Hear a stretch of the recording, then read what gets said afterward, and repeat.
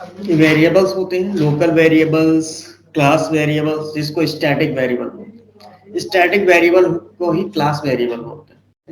Non static क्या होता है? जो इंस्टांस वेरिएबल होता है। ये कुछ ऐसे वेरिएबल्स होते हैं जो क्लास के अंदर बनाते हैं हम, तो स्टैटिक अगर नहीं करते हैं तो उसको ऑब्जेक्ट के थ्रू एक्सेस करना होता है।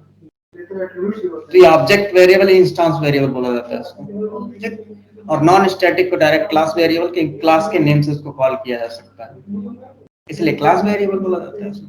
ठीक है, एट्रीब्यूट ही बोलते हैं। ठीक, तो जब हम प्रोग्रामिंग करते हैं तो वेरिएबल्स बोले जाएंगे, एट्रीब्यूट तो रियल वर्ल्ड में बोला जाता है, एट्रीब्यूट बिहेवियर से सब होते हैं। ठीक, नेक्स्ट ये रिजर्व कीवर्ड मैंने बताया था।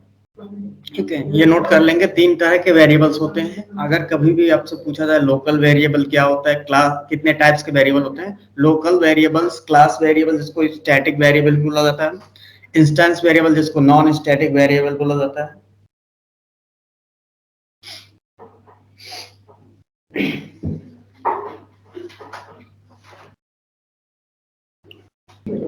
अब जैसे कि मान लो हमने एक डिफाइन किया क्लास, डायरेक्टली मैं एक फाइल बना लेता हूँ। आप इक्लिप्स पे भी काम कर सकते हो और VS कोड पे भी आप प्रोग्राम को रन करा सकते हो। नॉर्मल अगर प्रोग्राम रन कराना है तो VS कोड पे कर सकते हैं। ठीक, तो नॉर्मली पहले मैं VS कोड का ही यूज करता हूँ, क्योंकि इसमें अभी पैकेजेस डिफाइन नहीं करेंगे हम, क्योंकि जब पैकेज पे काम करने जाएंगे तो इक्लिप्स का जरूरत पड़ेगा आपको। ठीक, और यहाँ पे हम एक न्यू फाइल डिफाइन कर लेते हैं, कंट्रोल एन प्रेस करेंगे, न्यू फाइल आ जाएगी। अब यहाँ पे फाइल में सबसे पहले क्लास डिफाइन किया जाता है। क्लास, जैसे क्लास हमने बनाया example1, क्लास स्टार्ट किया, क्लोज किया, और example1 करके ही हम उस फाइल को सेव करेंगे। तो हम इस फाइल को कहाँ सेव कर रहे हैं? सेव, डेस्कटॉप पे सेव कर लेते हैं। और किस टाइप में? जावा टाइप चूज कर लोगे।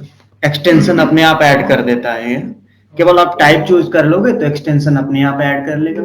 जैसे मैंने डॉट जावा, देखिए टाइप चूज किया, डॉट जावा अपने आप आ गया। ठीक है, तो यहाँ पे आपको मैन्युअली लिखने की जरूरत नहीं है डॉट जावा। ठीक, उसके बाद आप पब्लिक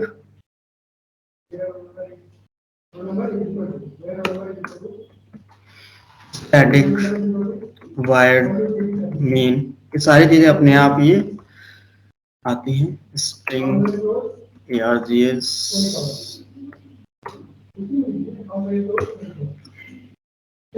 ये आपका मेन फंक्शन हो गया। अब मैं बात करता हूं, जैसे कि यहाँ पे मैंने एक वेरिएबल बनाया इंटीजर इज इक्वल, ये मैंने इज किया। अब मैं यहाँ पे इसको कॉल करता हूँ सिस्टम डॉट आउट डॉट ये आपका क्या है? कौन सा? नॉन स्टैटिक वेरिएबल है, और मैं इसको यहाँ पे कॉल करने की कोशिश करता हूँ।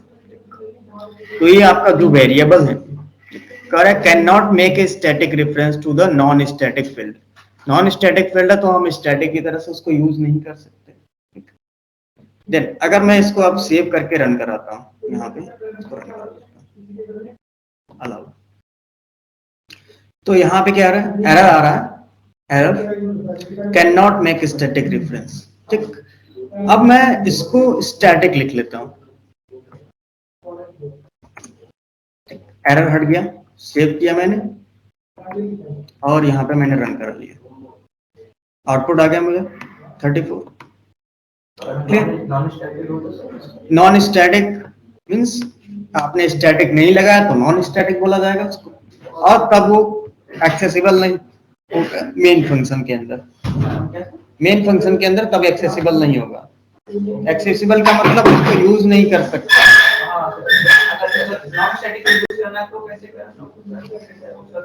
नॉन स्टैटिक का यूज करना है तो देखिए, क्योंकि मेन फंक्शन क्या होता है, एक तरह से रन इन्वायरमेंट है, आपके प्रोग्राम को एग्जीक्यूट करता है, आउटपुट देता है। ठीक, तो उसके अंदर क्या होता है कि आप अपने जो क्लास को डिफाइन किया जिस क्लास को, उसका ऑब्जेक्ट बनाना पड़ता है, ठीक है, रेफरेंस बनाना पड़ता है, इंस्टांस बनाना पड़ता है। तो यहाँ पे आप क्या करोगे, एग्जाम्पल 1 E1 इक्वल, क्योंकि ये आप अपने हिसाब से आइडेंटिफायर नेम डिफाइन कर सकते हो, जैसे वेरिएबल नेम होता है, ठीक, ऑब्जेक्ट का नाम होता है, न्यू एग्जाम्पल 1, ठीक, ये आपका ऑब्जेक्ट बन गया।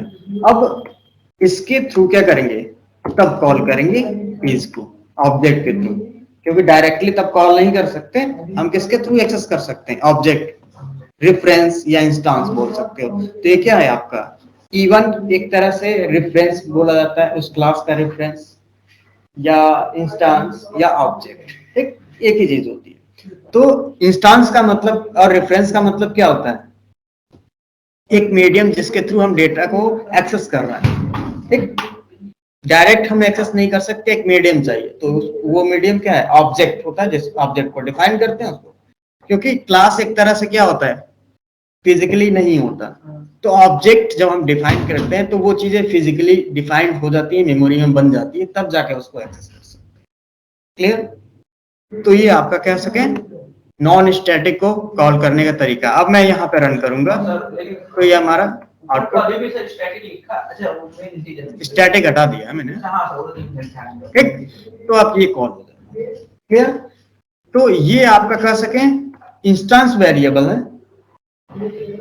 इंस्टांस वेरिएबल, या कह सके नॉन स्टैटिक वेरिएबल, और स्टैटिक वेरिएबल या क्लास वेरिएबल, ठीक। लोकल वेरिएबल क्या है कि इसके अंदर अगर कोई वेरिएबल मैंने डिफाइन किया इंट इज, तो क्या डिफाइन हो सकता है,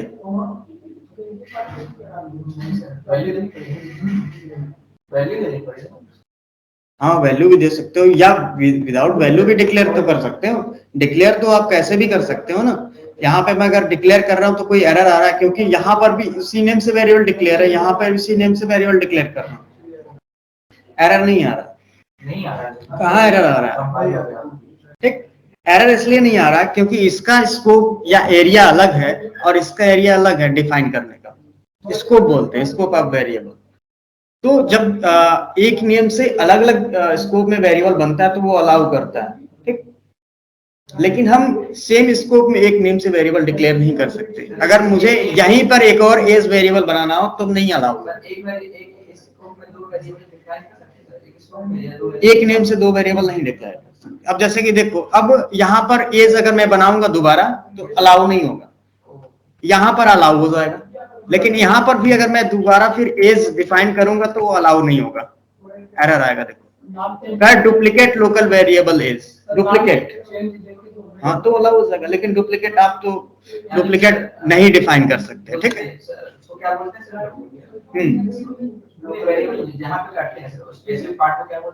ये स्कोप का, स्कोप का मतलब उसका रीजन या एरिया, हाँ चेंज। अब जिस तरह की रिक्वायरमेंट जहां पर आपको यूज करना होगा वहां पर आपको डिक्लेयर करना होगा।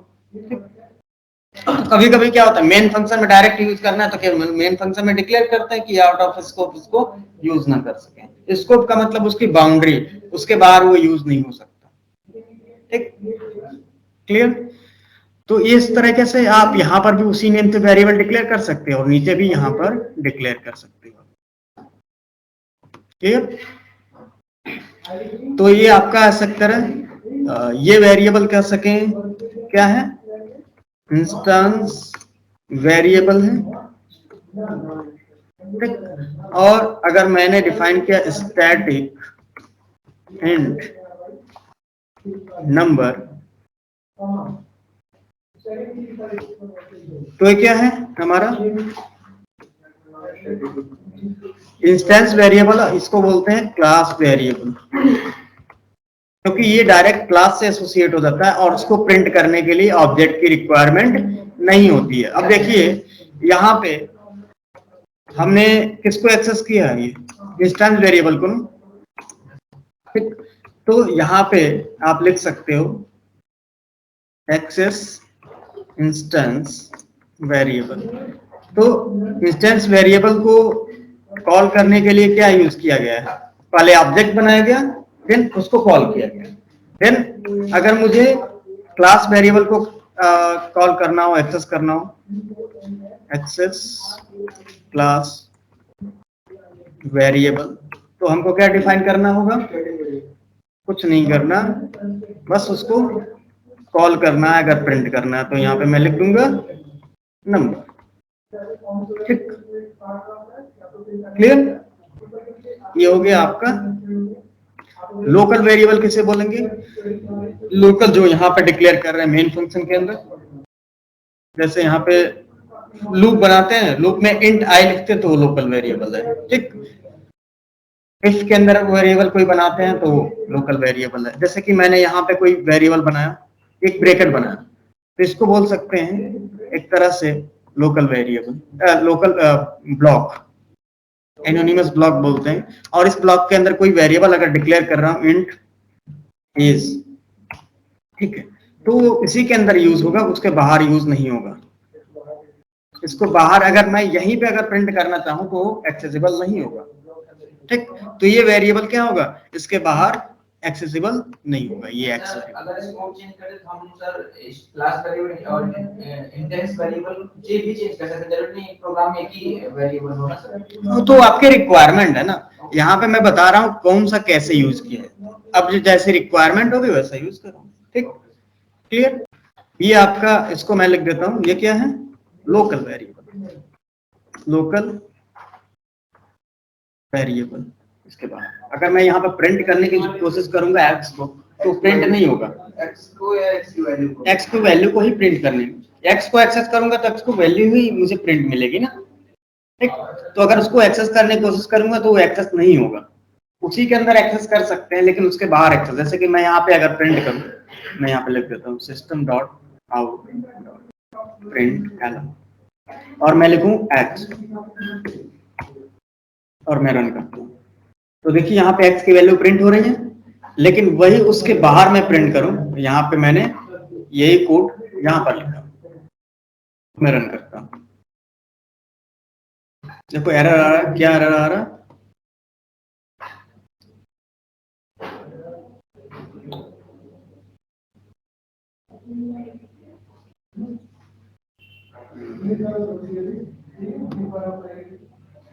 एरर नहीं आ रहा।